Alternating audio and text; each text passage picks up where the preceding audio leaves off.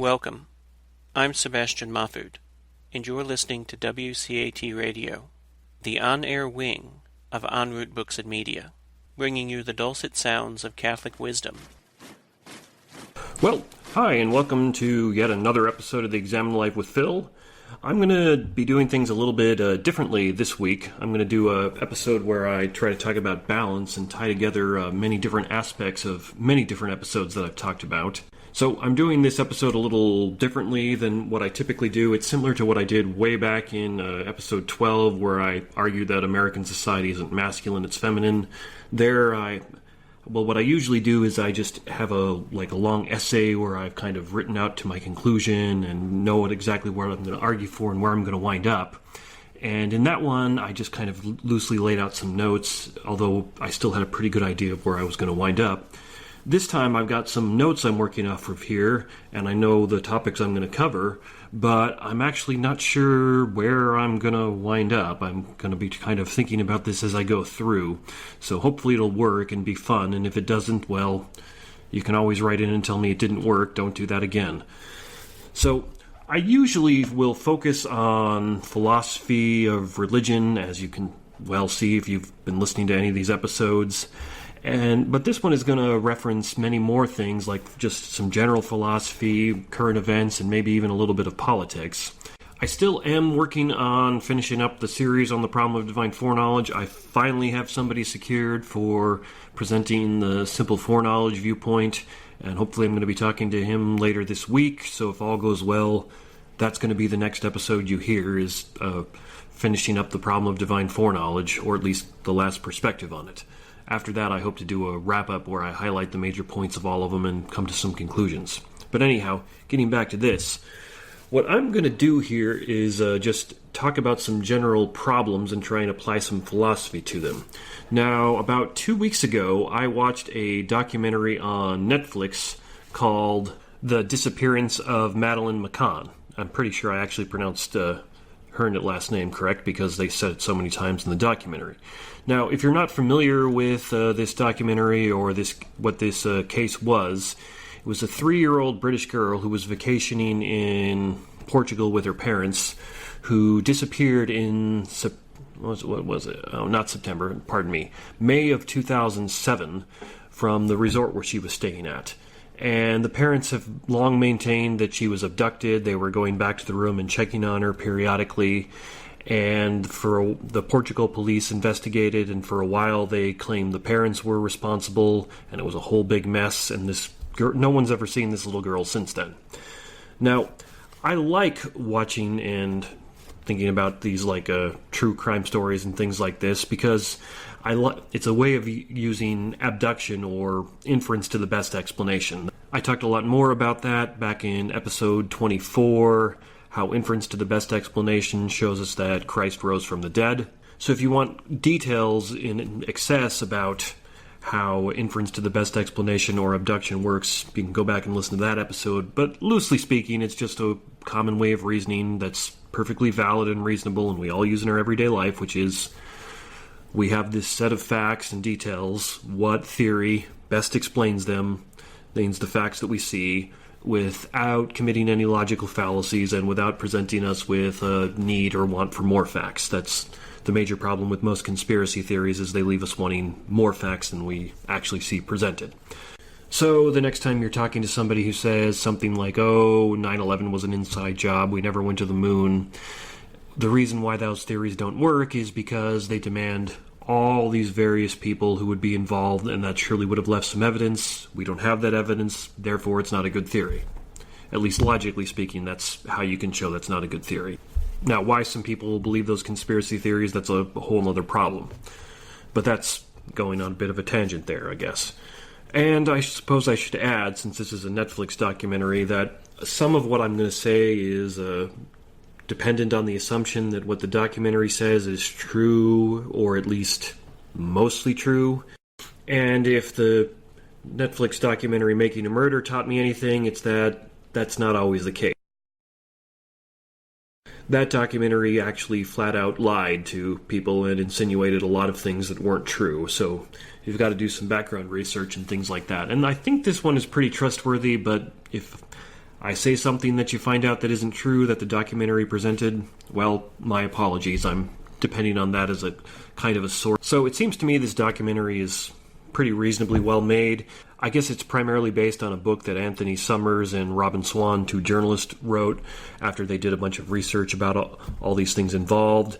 It goes out of its way to try to interview everybody involved, at least everybody who's willing to be involved. Even the Portugal police chief, who they end up kind of casting as the villain, they interview him and let him have his say, which is, generally speaking, the best way to make a documentary. Give everybody their say, try to present all the facts and as best as you can, and then let the audience make up their own mind, so to speak. So if you're not familiar with the details of this, I'll just go into them as briefly as I can. Madeline's parents, the McCanns, were vacationing there in Portugal with some friends of theirs. They were both doctors from England, and they'd put their children to bed, and they were eating at a restaurant at the same resort they were staying at, which was loosely speaking within sight of the apartment they were renting. And they had Madeline there sleeping, and their two kids, the other two kids they had, who are twins, sleeping as well. And the McCanns and some of their friends who also were staying there with them with children were apparently getting up every 20 or 30 minutes or so, at least this is what they said, going back and checking on their kids to make sure they weren't crying or anything along those lines. And at one point, when Madeline's mom went back in to check, she observed that the window was open and the drapes, I believe, were pushed aside, if I'm remembering this correctly, and Madeline wasn't there. And then she ran back screaming that the kid was gone.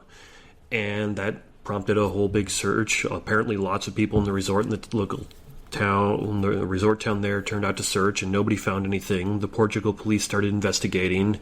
Weeks went by, months went by, and she was never found.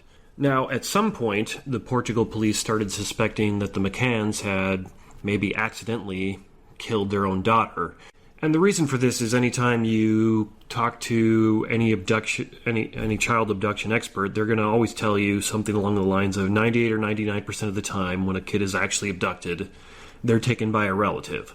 Another parent who, like if the parents are divorced, or some other relative like that, because that's usually how it happens. The idea that people are abducting children who they just have no relation to, it happens, but it's extremely, extremely rare.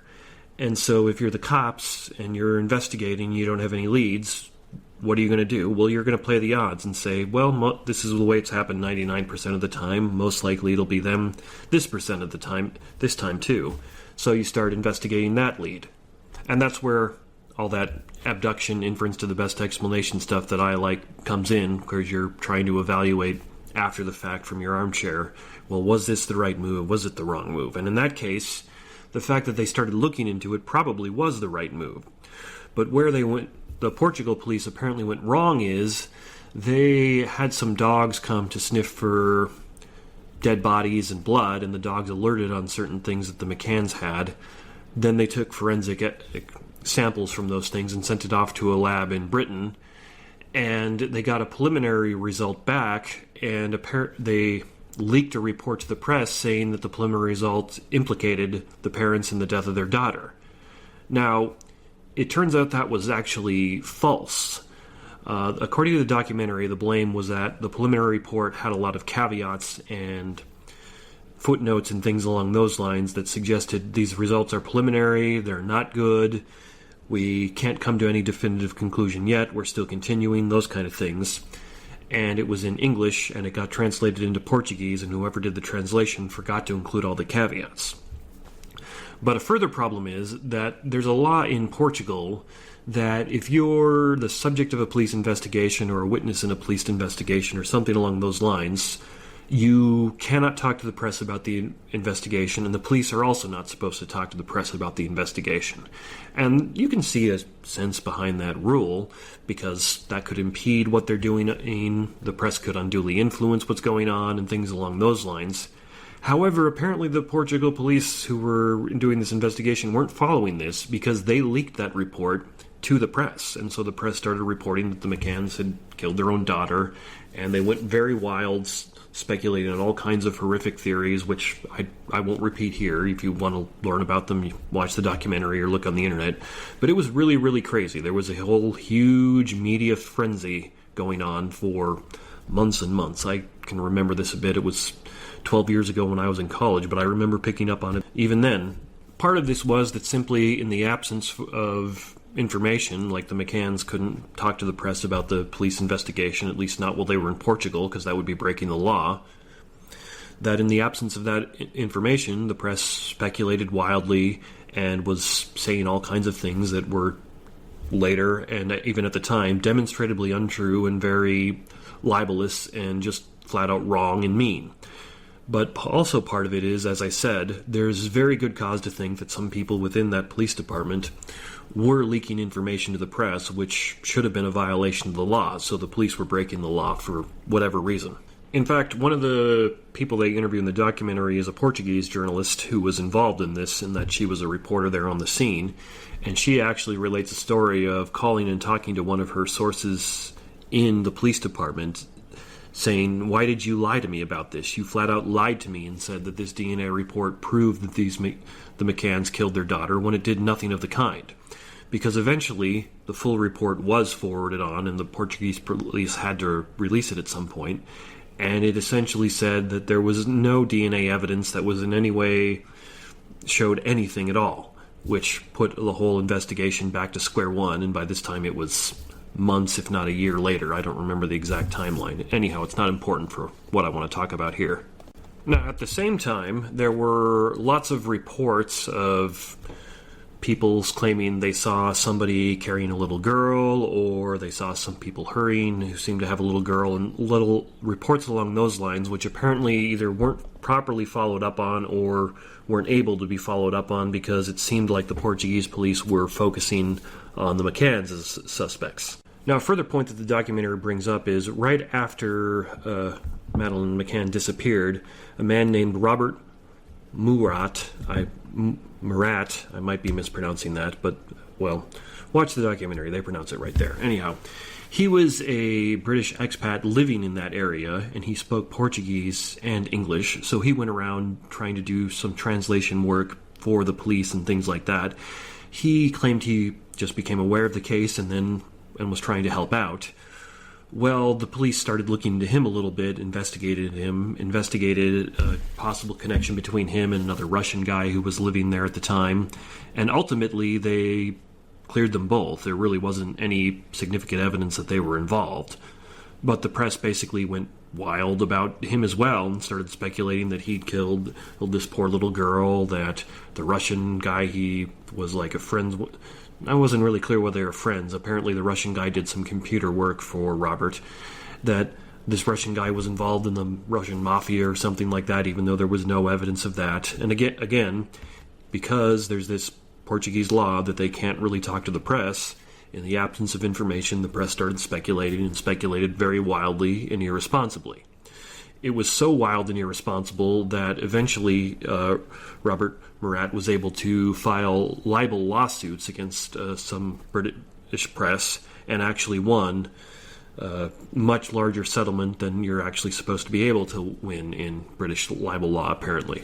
But also, think about it from the police perspective. Well, you don't really have any good leads, and there's this guy who lives locally who possibly could have pulled this off, who's now hanging around asking questions and trying to get himself involved.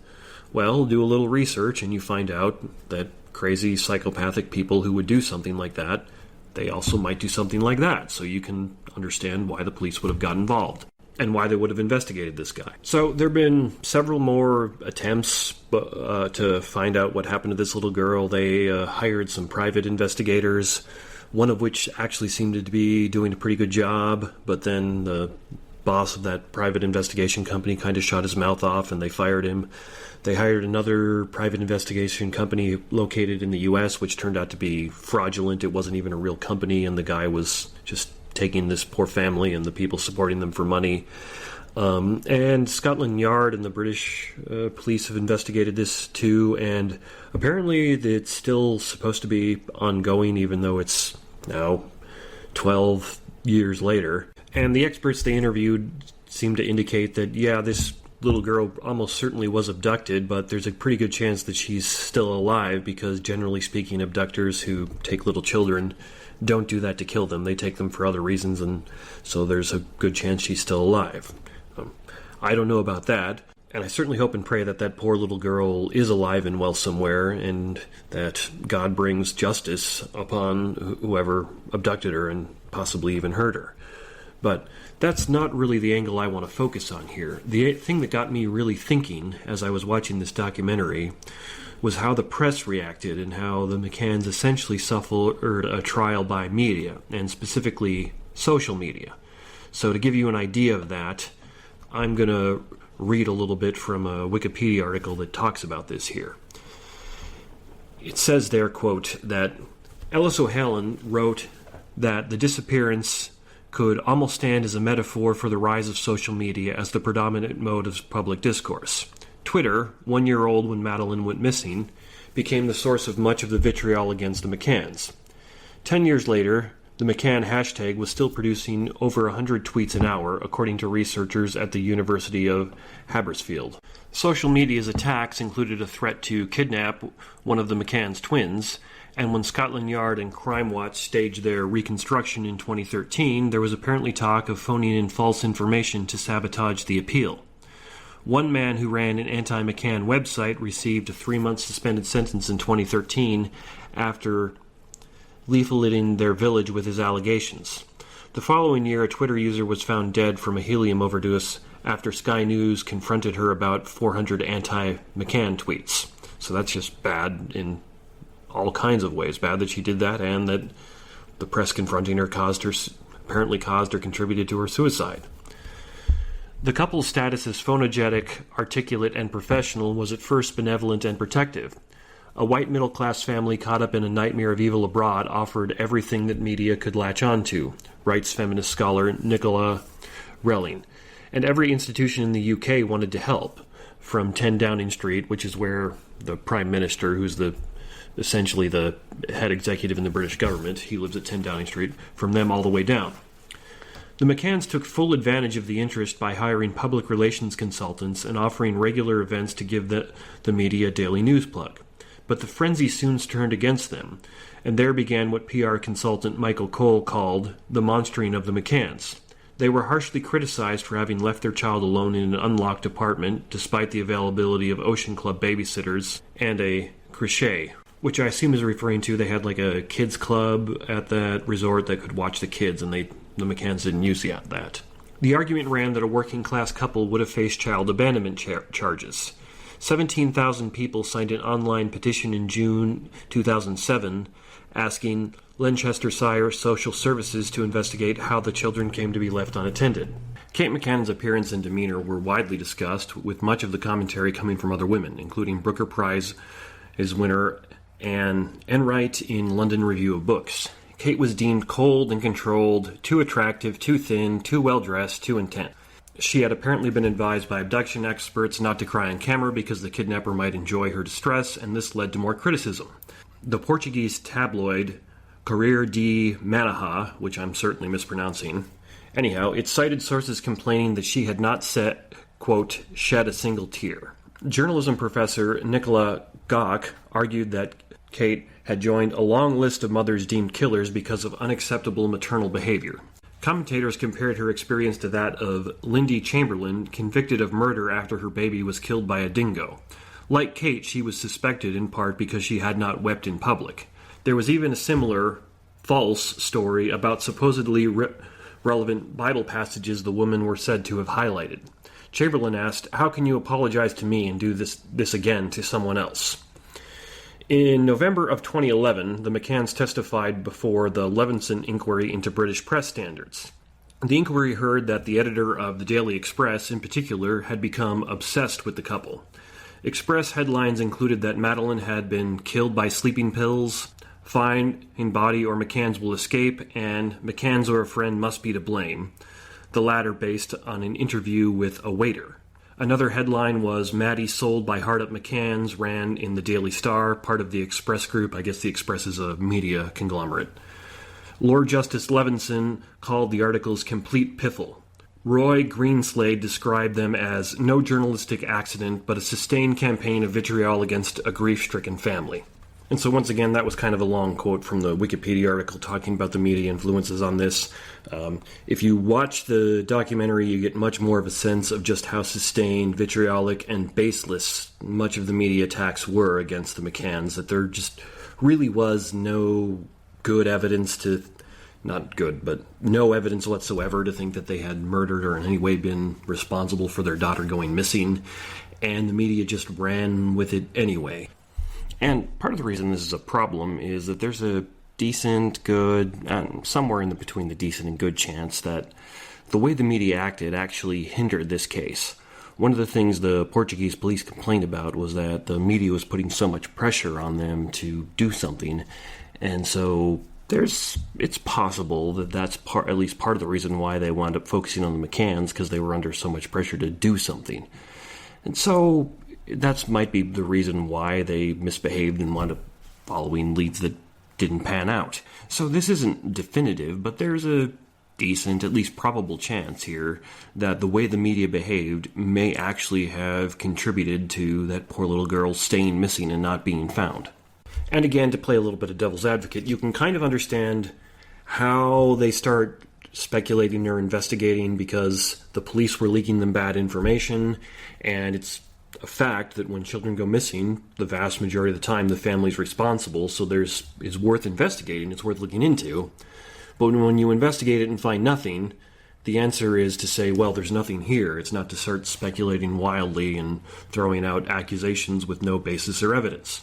Now, the McCanns and their friends who had been vacationing with them and that one other guy I mentioned, they did file libel lawsuits against many of these tabloids and supposedly journalistic newspapers and magazines and things along those lines, and they won. However, when you look into the details of how much these people were actually paid out, it pales in comparison to the amount of money that these newspapers and tabloids were almost certainly making. They would win something like, say, £600,000, which I'm not sure what the exchange rates were when this happened, but I think in general a pound is probably worth about $2, so that's, say, $1.2 million. Well, the newspapers and media almost certainly made far more money off of this story than what they had to pay out. In essence, the people running these journalistic organizations could look at this, if they're looking at the bottom line only, and say, well, yeah, we had to pay out this fine and we got sued and had to pay it out, but we made money in the whole thing, so it's a net gain for us. And a quick note, for the social media stuff, I talked about that back in episode 5, is social media good things? You can see some tie-ins to what this story to that as well. Now, obviously, there's a lot of different angles I could talk about in relation to this documentary. I could use it as an example of abduction and inference to the best explanation, like I talked about why I enjoy watching these things. We could talk about it as an example of a pretty severe instance of the problem of evil in this world. There's something pretty horrifically wrong with the fact that a 3-year-old girl was abducted, and they actually get into quite a bit of that in the later episodes of the documentary, where they talk about why children are generally abducted and what people generally do with them, and it's pretty horrific. I'm glad they didn't be more graphic, but it's perfectly obvious what's going on. And it's not something for the faint of heart to think about or experience. It's pretty evil and vile and disgusting, and made me pray that God would bring justice on people who do things like that as I was watching it.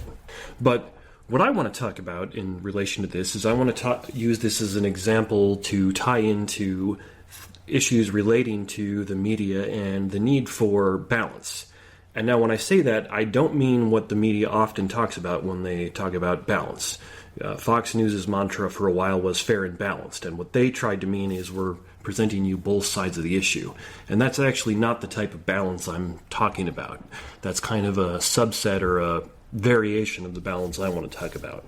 So, generally speaking, what is balance in this sense, and how can we apply it or think about it? Well, usually you see balance applied in this sense in something along the lines of economics. But it can actually work in a much broader sense in terms of politics and social institutions playing off against each other. And that's what I want to highlight and get us thinking about is how do you balance these things, and what does it mean when a certain political movement or social institution like the press is out of balance, and how is it brought back into balance? Now, this is actually pretty similar to the Aristotelian idea of virtue. Aristotle wrote in Nicomachean Ethics that what is virtuous is the middle between the extremes. So when you're confronted with danger, you don't want to be so fearful and timid that you freeze and do nothing, but neither do you want to be so courageous or brave that you just charge off and get yourself killed. You want to have the middle action, which is you're just you're just brave enough to do what needs to be required, but no more. And you can see parallels to that in a lot of things. Well, do you tell the hard truth to people, or do you graciously lie to them? Well, no, the middle way, which Sarah Geiss and I talked about in a previous episode, the middle way is you learn how to tell the truth graciously. And there's many other examples like that. And it's not a perfect theory of virtue, because you can find some exceptions, but as a good rule of thumb, Aristotle's definition actually works pretty well. Most of the time, the virtuous and good thing is the middle between the two extremes, not at any one of the extremes. And so if you just kind of adopt that as a quasi-definition, one way to think of a just society is a society that will balance between the extremes. So it's not so socialistic that all the resources are wasted and everyone starves, like, say, Venezuela, but neither is it so capitalistic that everyone just exploits each other all the time and works for their own ends and never gives anything to help their common man, like, I don't think there's any country like that in the world, but if you read Atlas Shrugged and Ayn Rand's vision of what her libertarian utopia would be, well, it was very much like that, where everyone pursued their own selfish ends all the time. And side notes, I heard somebody talk one time about why that doesn't tend to work in personal relationships. If you read Ayn Rand's novel critically, you're going to realize, oh, there's no children in there. None of these people are parents. Because as soon as you're a parent, you realize, I can't just be out for myself all the time. I've at least got to look after my kids. And that kind of undoes what she's talking about there. So a way of thinking about balance here is set people's own selfish interests up against each other. So think of the employer and the employee in that both of them want to make the maximum amount of money. Now, if the power relations between these two are roughly equal, then they're going to balance each other out, as both are going to prevent the other from going too far. When the employee tries to get a larger wage, if that's going to bring the whole business down, the employer is going to push back. When the employer pushes too hard to offer the employees too little wages, well, the employees are going to balk and threaten to leave, and the employer needs the employee, and the employee needs the employer. Therefore, when you set their interests against each other, you kind of come up with some element of balance. Now, it's never going to be a perfect balance, because there's always tension there where both sides are pushing at the other. But the idea is that if they get the power relations roughly equal, they're going to push at each other with roughly equal force, and you'll wind up with something roughly fair and just.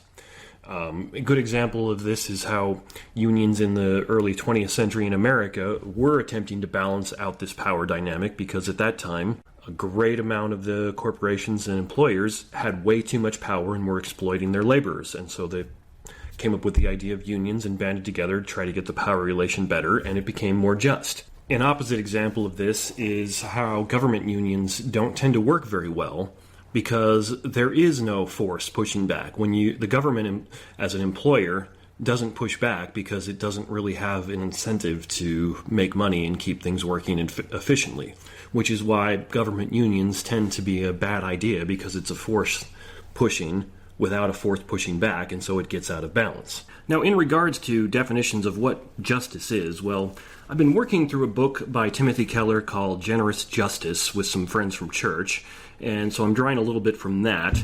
And he loosely says the idea of justice is you get what you deserve.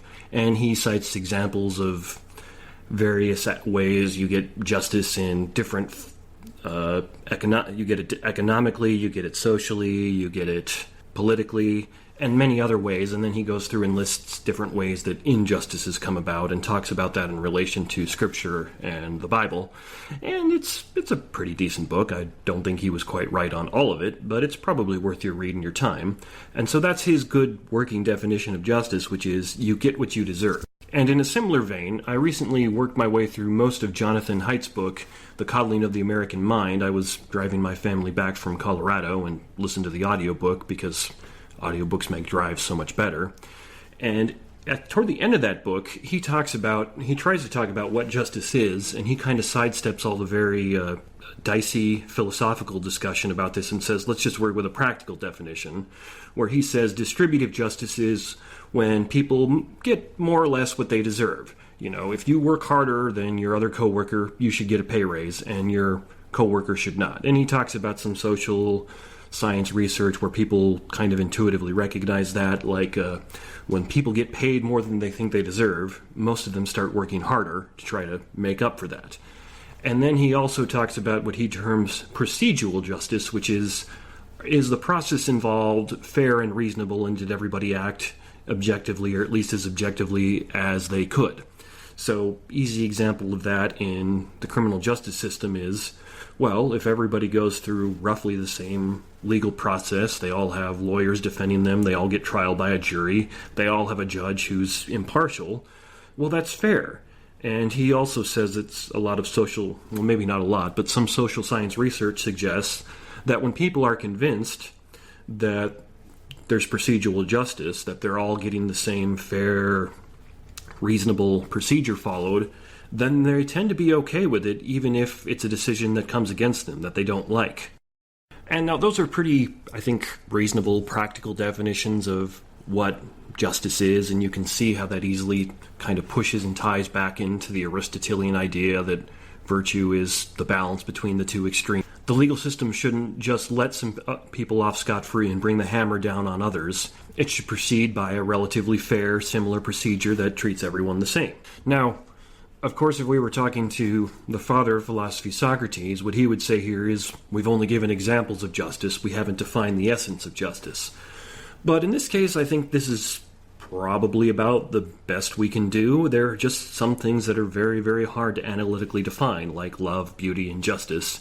And so I think Socrates is pushing at things there that are very, very difficult to get at, and we don't really need to necessarily define the essence of justice in an analytical sense to then say, well, that's just and that's unjust. We all can just intuitively recognize that it's unjust when somebody goes to prison for a crime they didn't commit, but it's perfectly just if a murderer goes to jail for being a murderer.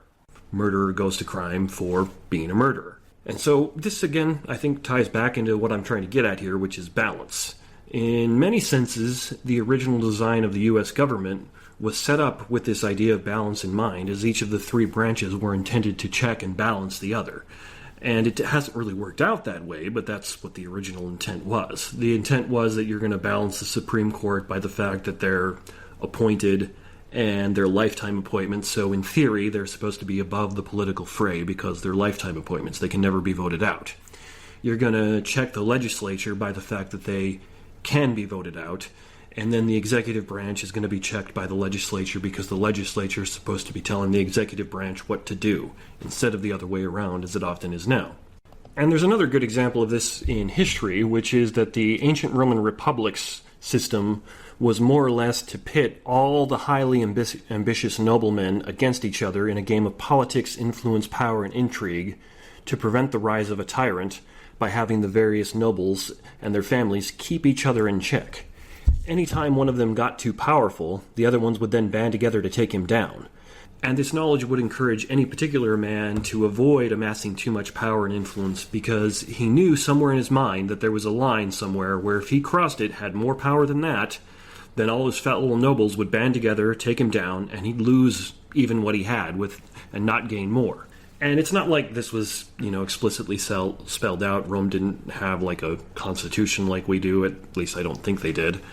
It was much more of a cultural system that just kind of developed after the Romans expelled their king. They were very anti-tyrant in their republic years. And all of this worked fairly well until you got guys like Caesar, Pompey, and Crassus who came along who figured out how to beat and game the system, where they banded together in order to become more powerful than anybody else, and nobody could touch them. And then that fell apart when Crassus died and Pompey and Caesar came at odds, and Caesar won, and then the Roman Republic became an empire. So I'm saying all of this because to get at this question, which is what this documentary got me thinking about, which is, now, the press is generally thought of, in America at least, to be a balance against the extremes and excesses of the government. It's supposed to be a check where, if the government starts stepping out of line, the fact that we have a free press in America is supposed to be a check against that. But now, what's a balance against the press when it starts behaving badly, as it did in the case of Madeleine McCann? And you might immediately want to say, well, libel laws came into play there. These press organizations were sued and they lost money.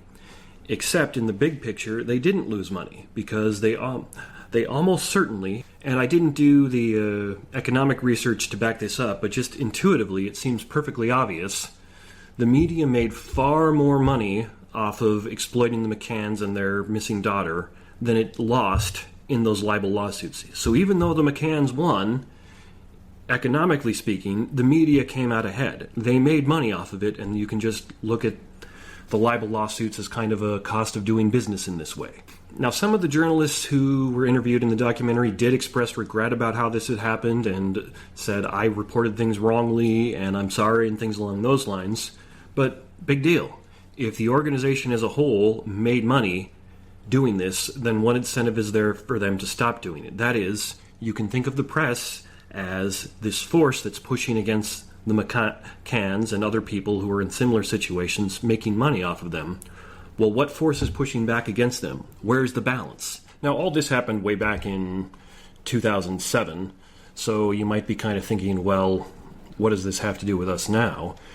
Well, I would say if you aren't aware of media and press malfeasance, you just haven't even been paying attention. It's really, really gone off the rails here in America in the last 2 or 3 years.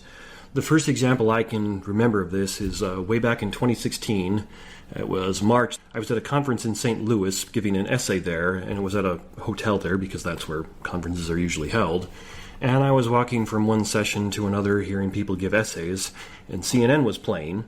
And the headline that CNN was showing under the talking heads was, Flynn was a Turkish agent.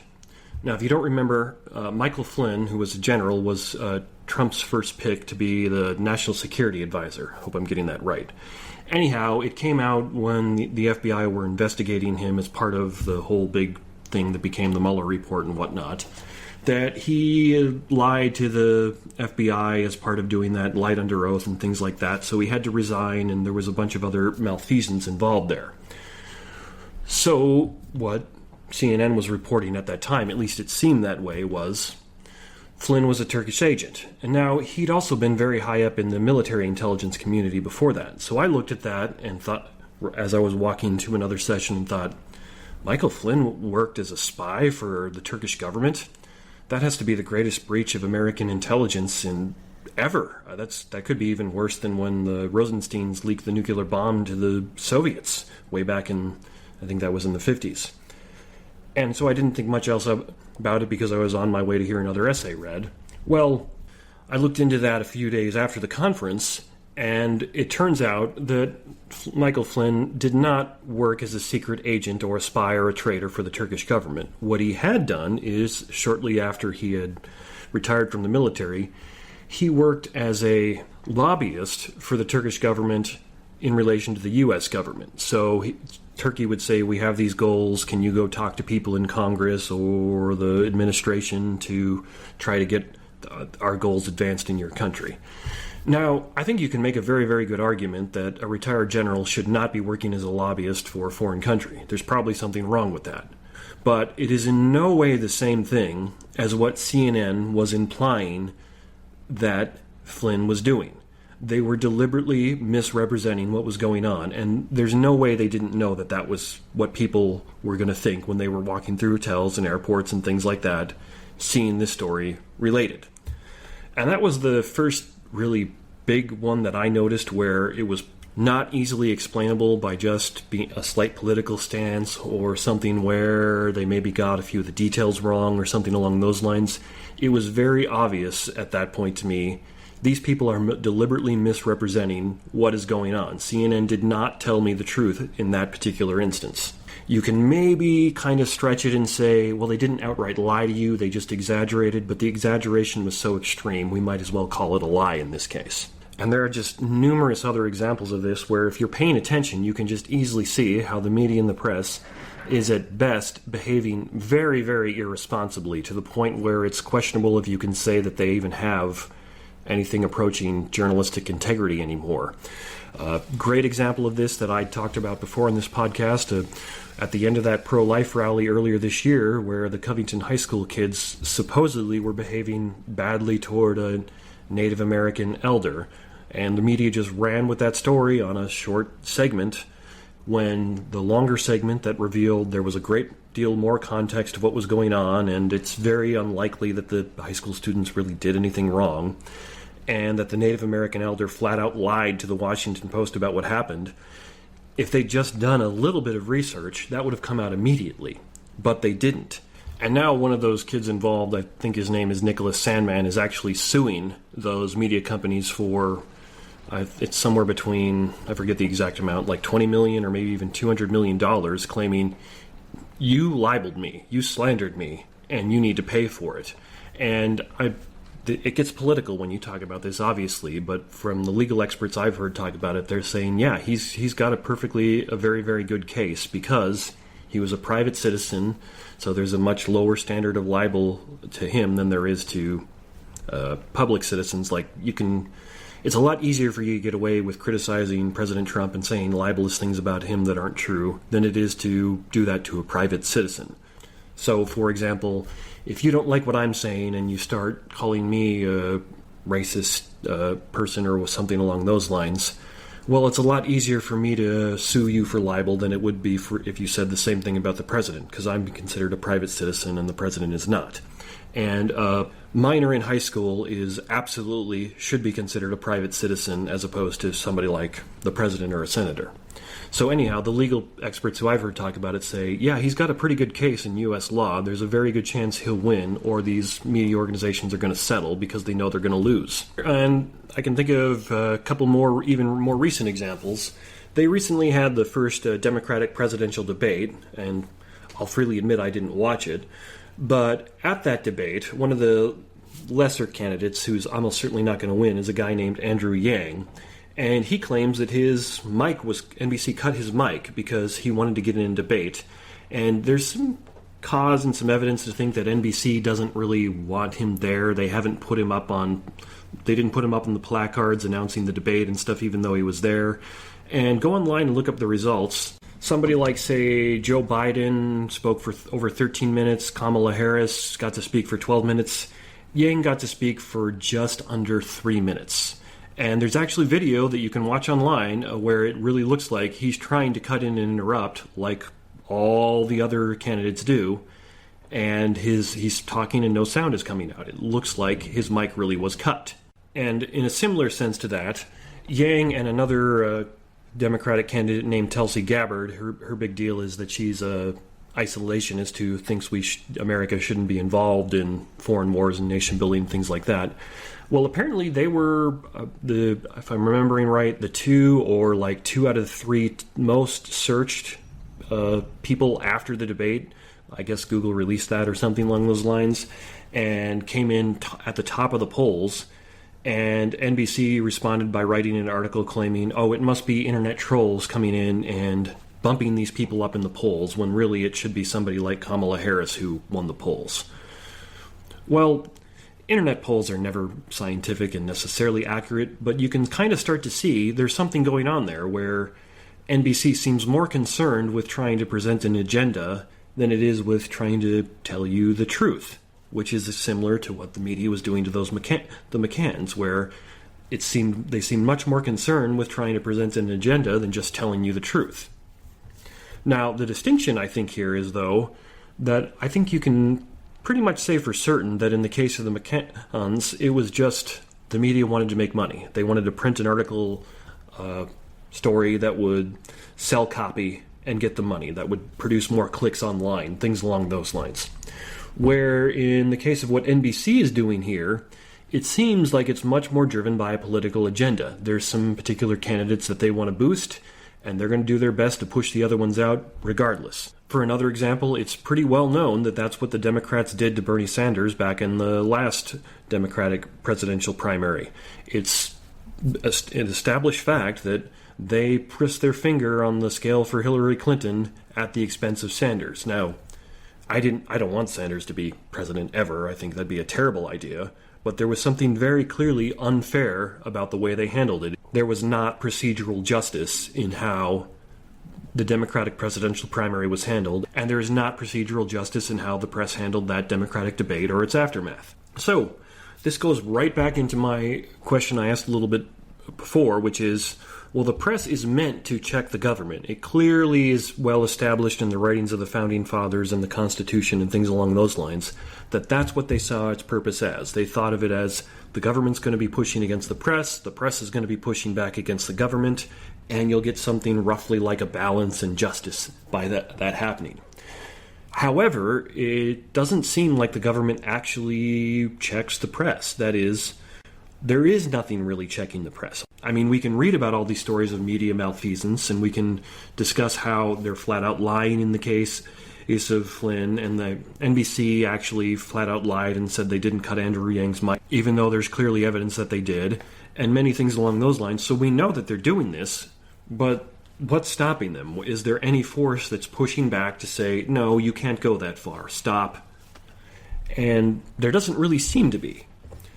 Now, what most libertarian thinking and conservative thinking people like me like to say is, well, the check that should be against the press is they're operated as a for-profit industry, therefore consumers should check them. That is, when NBC starts doing malfeasance like this, stop watching them, stop giving them ad revenue, go somewhere else, and eventually they'll either go out of business or realize they need to change their practices.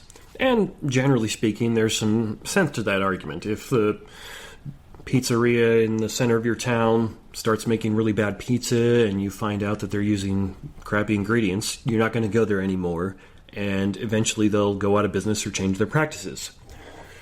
But now, what if it's the case that that pizzeria is the only place in town where you can get pizza?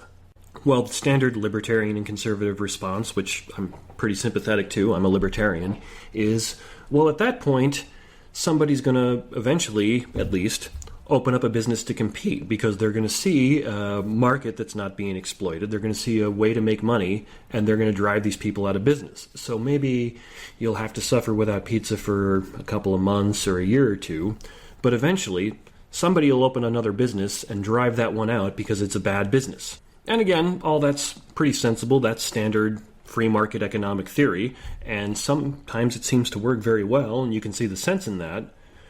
But then what happens if, say, that pizzeria has a lot of friends on the local city council who can keep other pizzerias out and essentially prevent any kind of free market competition? Well, then you've got a really big problem. And that's very similar to where we're at now with all this media malfeasance, which is in that none of the media organizations have like a strict monopoly. NBC isn't the only news organization. But the problem is a lot of the other ones operate in the same way. They do the same things, and so they're all essentially covering for each other. NBC and CNN both seem to have the same or a similar political agenda. So are they going to call each other out on their bad behavior? No, they're not. And you can see the same thing in many other press and media organizations. And what makes this even worse is that since many people are now getting their news and information over the internet from, say, Google or Facebook and things along those lines, well, Facebook and Google seem to have much the same agenda as well. Recently, the journalistic organization Project Veritas, which tries to let whistleblowers come through and talk about issues going on in companies and things along those lines, they had some whistleblowers come to them from Google that talked about, that blew the whistle, so to speak, on how Google, who owns YouTube, is deliberately messing with their algorithms and taking down things that promote views that they don't like. So if you're a conservative or libertarian-leaning person on YouTube, Google is segmenting or censoring those videos. Well, there's a distinction there. Google is making those videos less viewed in that they're changing the algorithm so you're less likely to see viewpoints from people like, say, Ben Shapiro or Dave Rubin or Tim Pool unless you deliberately seek them out. So they're not censoring in the sense of they're taking them straight down, but they are downplaying them and trying to push them out of the way and get that to only a few fringe people see that instead of it being something mainstream. And the whistleblower even reported that people high up within Google now view it as their responsibility to keep things like President Trump from getting reelected as their responsibility. That's something that they have a responsibility to the greater good of American society, apparently, to push it so the election happens in ways that they think it should happen, as opposed to just simply being a platform whereby people can get information. And now you might not think all that much of this because conservatives have been claiming for quite some time that Google and YouTube, Facebook, and other of these big tech companies have been doing things like this. There's always been some evidence that it's been going on, and this whistleblower just more or less confirmed it. However, the real horrible thing is that YouTube people who are journalists or commentators on YouTube who were talking about this suddenly found that their videos of that were actually being censored. That is, YouTube stepped in and took down videos that were talking about this story. So Google actually is trying to block this story from getting out, and they're in a position where they are powerful enough that to some extent they can. I mean, they can't block it completely. People like me saw it before some of the videos were taken down, and it's out on other corners of the internet. But most people will use something like Google, Facebook, or YouTube to get news, and you're not going to find this story there, which means they've effectively blocked the fact that they're behaving badly from getting out to quite a few people. They were able to use censorship to their advantage. And so this is the problem, is what's pushing back against all this? You don't have a monopoly in media and big tech in the same way that we typically think of that. NBC and CNN are not the same company. Google and Facebook are not the same company. Twitter's a different company. But what you kind of have is a informal cabal in that all of these various companies and groups have kind of the same interest and the same motivations. There isn't I'm not claiming there's a conspiracy like all their executives are meeting in a room claiming here's what we're going to do and here's why and things like that, because there's just no evidence for that. And as down as I've been on conspiracy theorists before, it'd be pretty hypocritical of me to claim that now. But what it more is they all have the same interest and they all have the same agenda, or at least very, very similar ones. So they're not checking each other. They're all pushing in the same direction. It'd be very different if, say, Facebook was a conservative-leaning or a neutral organization, and then they could put out stories about how Google is behaving badly, because then they could start checking each other. And similar with the media, it'd be different if CNN and NBC had completely different agendas and motivations, because then they could check each other. But it's not.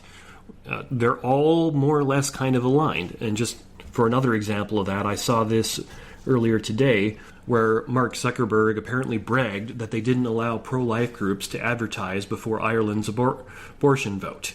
And if it wasn't the case that Google and the other main tech organizations like Twitter push the same agenda, then this wouldn't necessarily be a problem. I don't expect, say, a liberal-leaning group to be okay with presenting conservative stuff. But there isn't that. There isn't any balance. There isn't anything pushing back against this cabal of media and big tech. So I return to that question. What should we do about it? Now, some people are claiming that the answer to this is that the government should start imposing regulation on them. I think Elizabeth Warren has said that Google and Facebook need to be broken up. They're too big.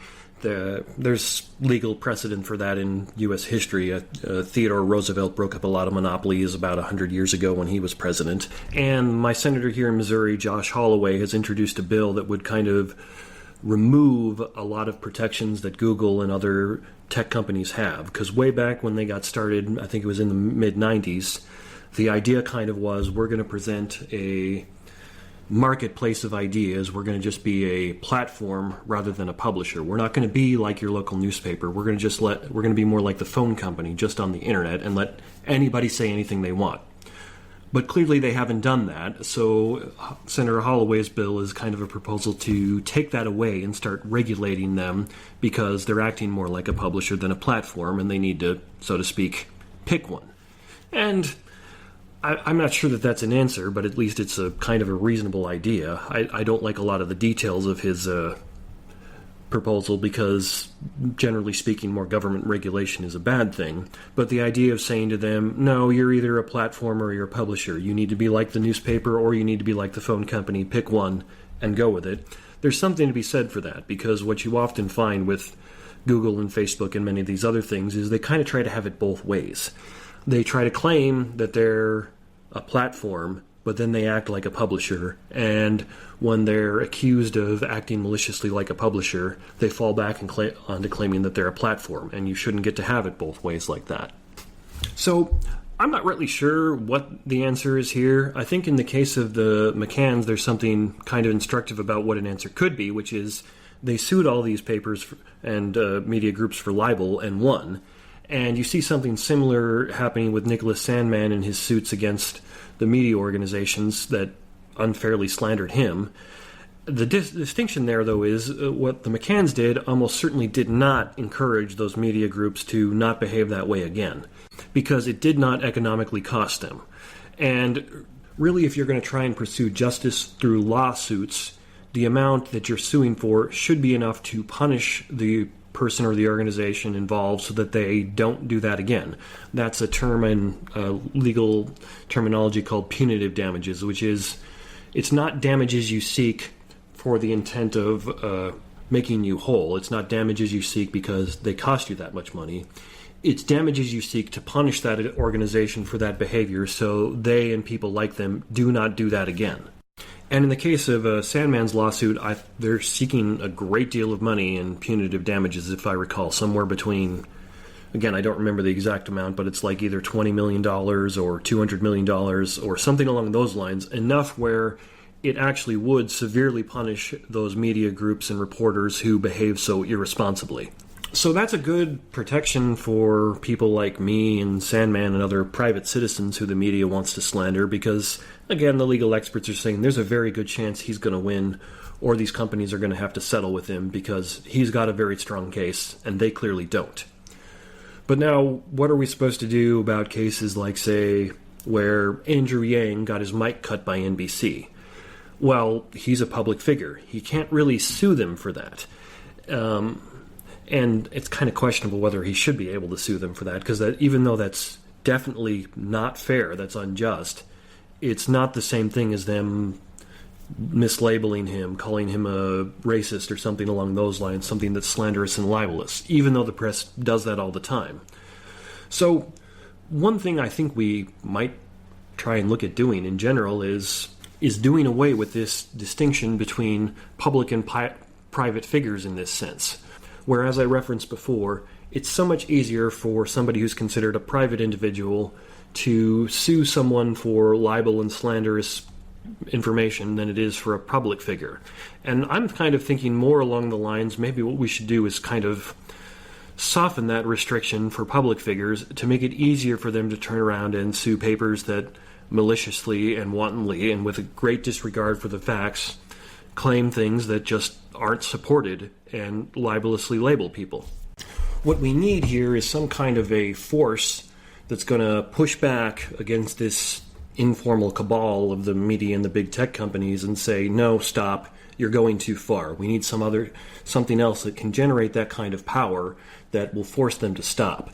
And the only thing I can think of is something more along the lines of libel lawsuits like this, but ones that actually cost them money, ones that could conceivably put them out of business. There's an example of this I can think of from a few years back, which is a bit low bar, but it's kind of instructive here, where the wrestler Hulk Hogan apparently had a sex tape made of him without his knowledge that the media organization Gawker then released, and he turned around and sued Gawker saying, that's private, you have no right to put that out.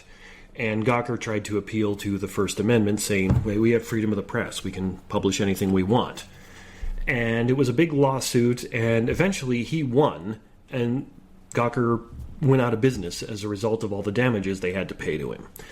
Now, we can talk about where freedom of the press extends, but that seems to me be a pretty clear case where it's very, very hard to say that there's any legitimate public interest in Hulk Hogan's sex tape. And so Gawker had clearly stepped over the line, and I think that Hulk Hogan, who his real name's something different, I don't recall. But anyhow, I think he was clearly within his rights to sue them and shut them down, because that's not something that it's legitimate for the press to report on, even though he was a public figure. So that's my thoughts on the problem, is you just look at these things in regards to balance. There are forces pushing in one direction, and you want to have equal or roughly equal forces pushing back.